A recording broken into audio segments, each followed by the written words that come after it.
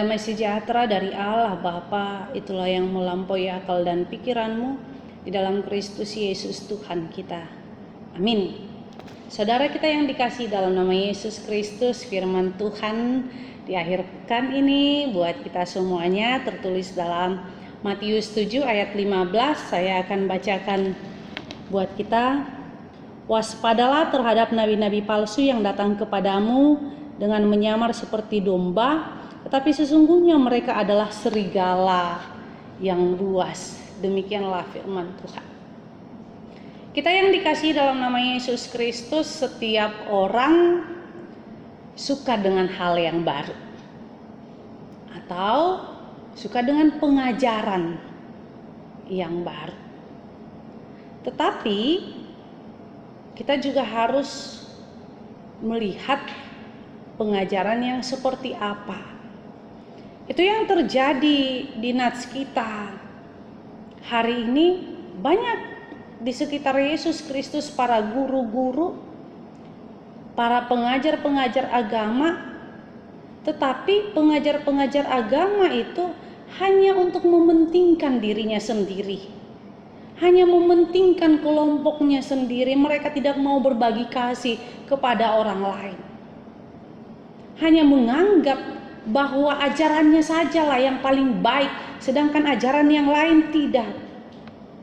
Karena itu firman Tuhan katakan waspadalah, berarti berhati-hatilah, berarti analisalah, berarti renungkanlah sebelum engkau ambil pengajaran itu.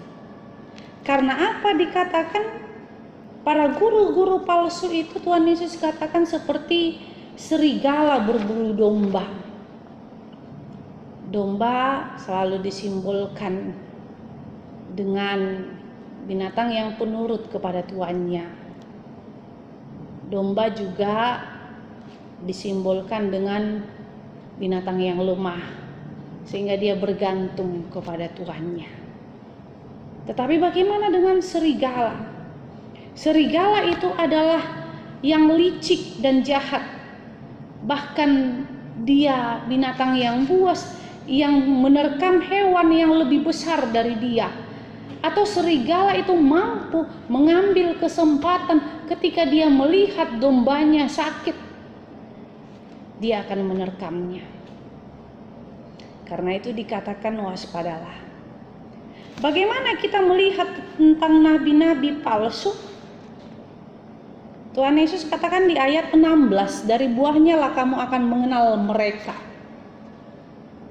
Artinya kita harus melihat apakah sesuai dengan perbuatannya, apa yang dia katakan, apakah sesuai dengan yang kita imani. Karena itu diperlukan orang-orang Kristen yang menekuni firman Tuhan. Artinya sebagai jemaat yang bernaung di HKBP, setiap hari Minggu itu kita mendengarkan titah Taurat, bukan hanya dari titah Musa saja, tetapi dari konfesi, pengakuan iman kita. Dari RPP HKBP, artinya gereja kita HKBP sudah mempunyai polanya sendiri. Dan jikapun ada ajaran baru, itu akan dibawa di dalam rapat untuk diputuskan apakah diterima atau tidak. Karena itu ajaran baru itu tidak cepat-cepat langsung diterima. Karena itu ketika kita membentengi diri kita dari ajaran atau pewartaan yang tidak sejalan dengan Kristus, kita melihat bahwa di situ kita mampu menghempang diri kita dari ajaran-ajaran yang kurang bagus. Karena itu dengan revolusi industri 4.0 sekarang, kita cepat sekali memperoleh ajaran yang baru. Hanya ketik saja di Google, langsung kita dapat. Tapi disinilah kita harus berhikmat. Khotbah minggu kita minggu yang lalu mengatakan kepada kita dalam Amsal harus berhikmat, harus punya pengertian, harus bisa menganalisa, harus bisa mengkristal di dalam diri kita.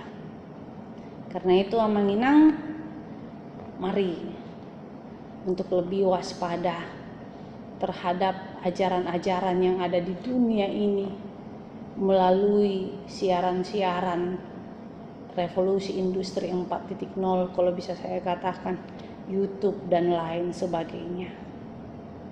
Mari kita hempang dengan mengajarkan firman Tuhan berulang-ulang kepada anak diri kita dan keluarga kita. Amin, kita berdoa. Terima kasih Tuhan Yesus buat anugerah-Mu, Engkau memberkati menjagai kami satu hari ini. Biarlah Allah yang selalu menjagai kami. Ampuni akan segala dosa kami, dalam nama Yesus Kristus kami berdoa padamu. Amin. Anugerah Tuhan kita Yesus Kristus dan kasih Allah dan persekutuan Roh Kudus itulah yang menyertai-Mu. Amin.